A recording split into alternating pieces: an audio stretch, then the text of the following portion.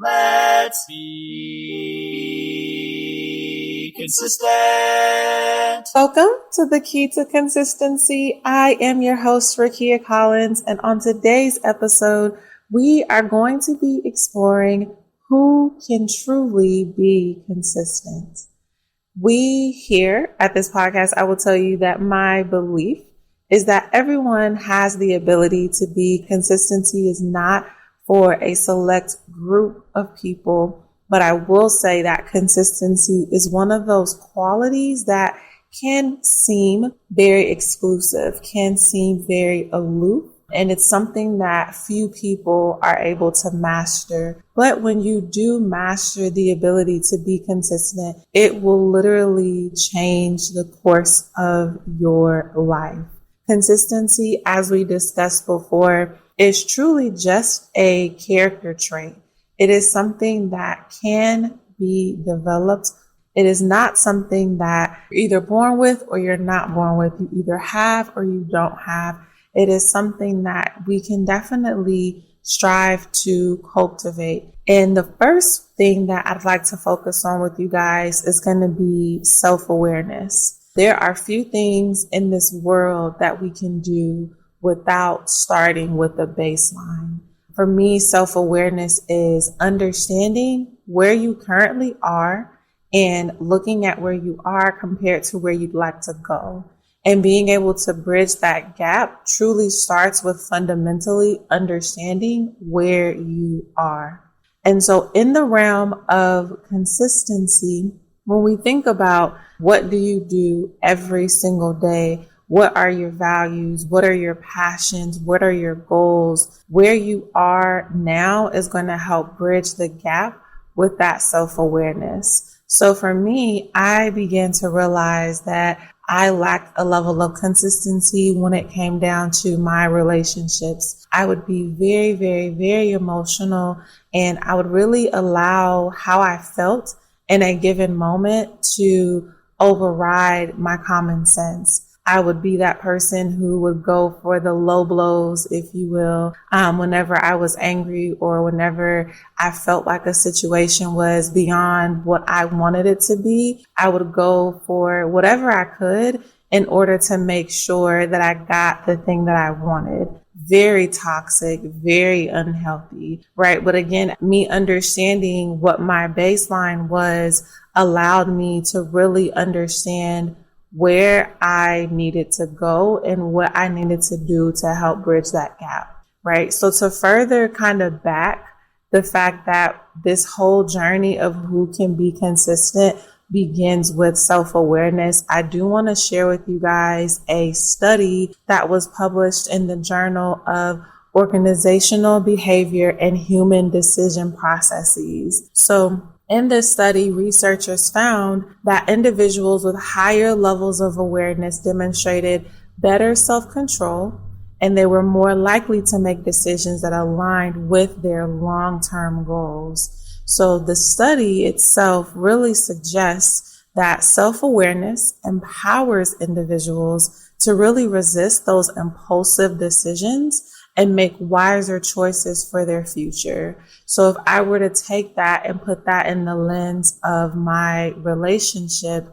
I was not thinking of my future. I was really making those impulsive decisions because I wasn't getting the thing that I felt I wanted in that moment.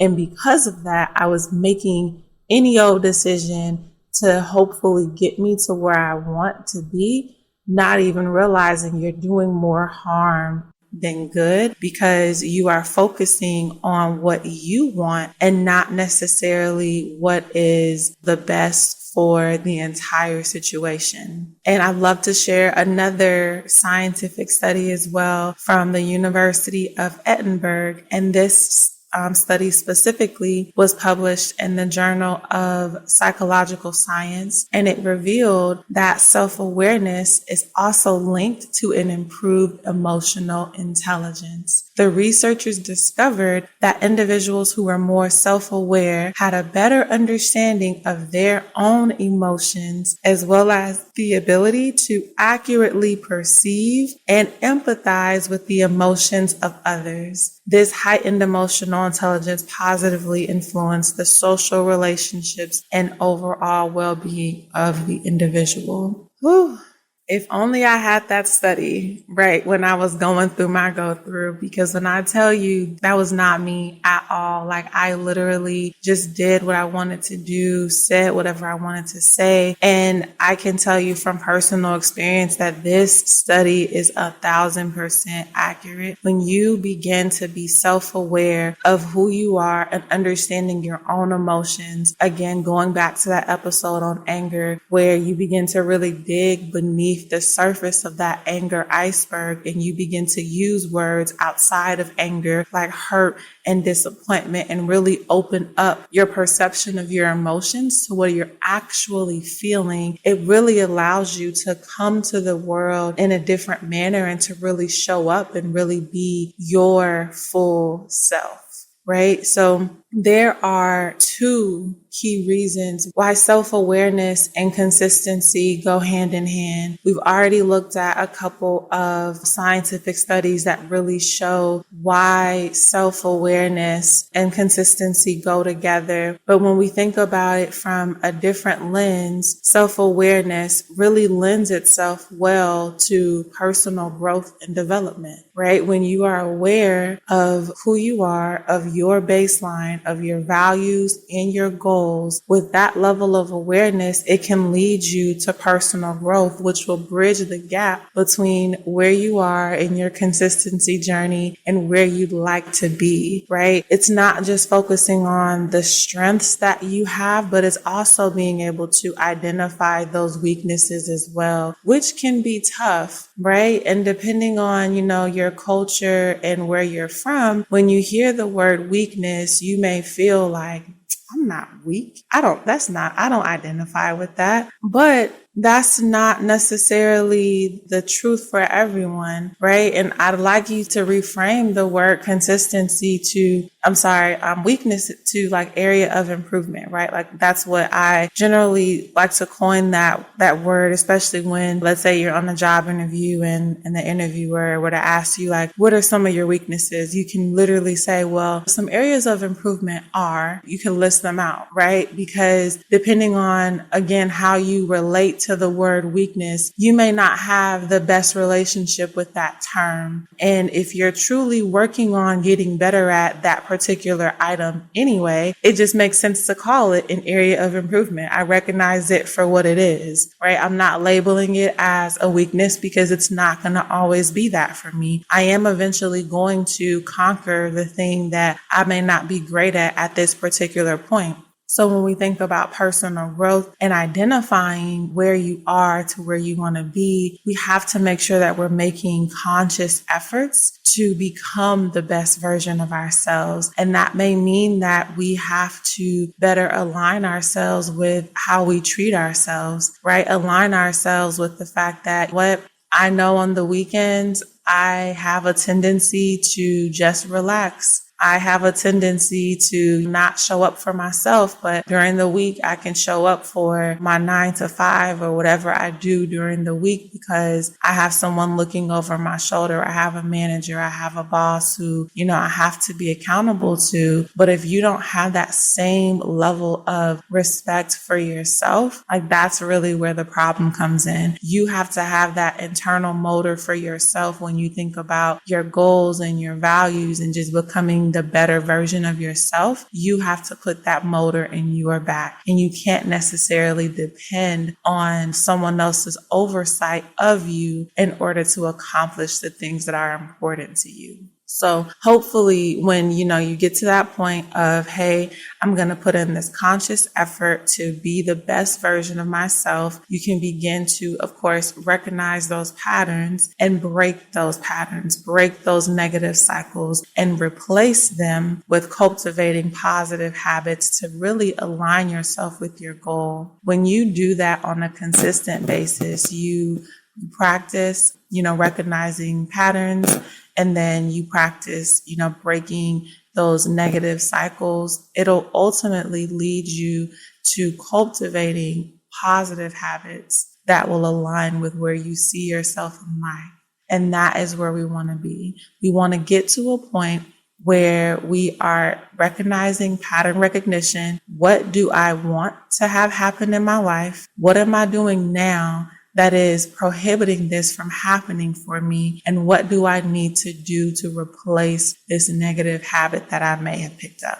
And of course, as most things, it's a lot simpler to say that than to actually do that. But that is where the courage, the strength, and ultimately that consistency comes from, to be able to look at something that may be a huge task or a huge mountain, and we're going to break it down to just that very, very first step, maybe even a half step, right? We're going to break it down to its lowest common denominator of self-awareness, which is, where am I? Cool. That's step one. I know where I am. Step two, where am I trying to go? Make sure your values are going to make the difference between where you are and where you're trying to go. Because yes, where you're trying to go, your destination, we like to call that your goal. But if you don't have a value or multiple values that will bridge the gap between where you are and your goal, you're going to fail. And that was something I had to realize. When my goal, for example, was just to make money, I was never able to do anything because I didn't realize that the goal of making money, that's not something that I value intrinsically. Of course, I want to have money to take care of my family, to make sure that everyone is okay, but money within and of itself isn't necessarily beneficial for me. Right? It is some of those things I mentioned. It is taking care of your family. It is doing something day in and day out that is going to benefit not just your family, but also benefit the world, right? So what can you do? What are you passionate about? What can you speak about, right? And that's kind of how this podcast around consistency was born, because yes, the ultimate goal is to make money and to have that as a goal. But the impact of getting your voice out into the world and creating a positive message that you want people to resonate with is something that is a value of mine and that I can do day in and day out. So hopefully up to this point, you've learned something, you've heard something that you can pick up on to help you increase your level of self-awareness. And we will be right back after this quick break. Today's episode is brought to you by the merch shop at thekeytoconsistency.com. I would encourage you to visit our merch shop to see if there's anything that piques your interest. One of the easiest ways to be consistent is to be visually reminded that you are on a mission. You are going to be consistent. So whether you pick up a phone case or you pick up a t-shirt, we have something for you. Again, that is www.thekeytoconsistency.com. And I hope you enjoy the rest of this episode. Awesome, guys. So the next thing that I wanted to kind of walk through with you all as it relates to your self-awareness is going to be the role that self-awareness ultimately plays in your relationships. It is so vital that we experience a level of self-awareness before we get into, I'd say, very deep relationships. And this is, again, given what I've told you guys already, me trying to help you guys prior to coming into a heartbreaking situation where you don't know yourself, you don't know what you're capable of, you don't have your values aligned, end up doing something or saying something or being in a relationship with someone that you love, but because you don't really know yourself that well, the relationship ends. And that might have been a relationship that could have lasted throughout the ages, right? Self-awareness, when you know who you are, it is really vital and pivotal in maintaining a healthy relationship. When you understand your emotions, when you understand your triggers, when you understand how to effectively manage conflicts constructively and really empathize with others, you build a level of authenticity in your relationship that helps you strengthen those bonds with the people that you love. It is the worst feeling in the world to not fully know and be able to embrace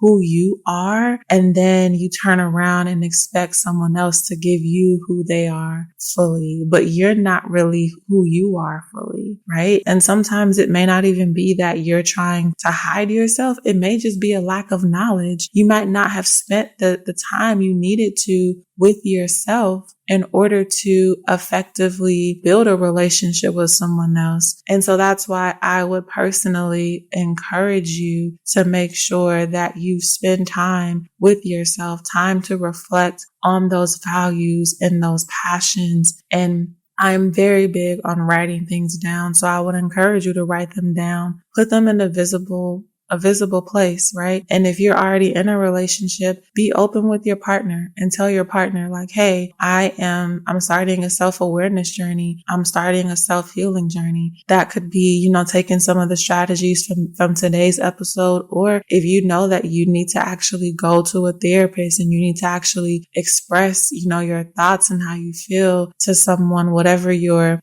past, may contain, do that. Like, don't believe that, man, because I'm already, I feel like I'm behind the curve. I need to just drop everything and just focus on myself. That may not be a wise thing to do, right? You may really want to sit and think through, how is this decision impacting those around me? Again, especially if you already have a family, you already have that foundation built up. A couple of other things that I wanted to mention to you guys is outside of, defining your destination and really starting small when we think about embracing consistency and starting off with these small habits to try to, recognize patterns and replace them. The last major thing that I wanted to chat through with you all is embracing flexibility. And I know that to some people, it's like, wait, flexibility is kind of the opposite of consistency. I will say you are right to a certain extent, but this is also life. So we have to remember that although we know what we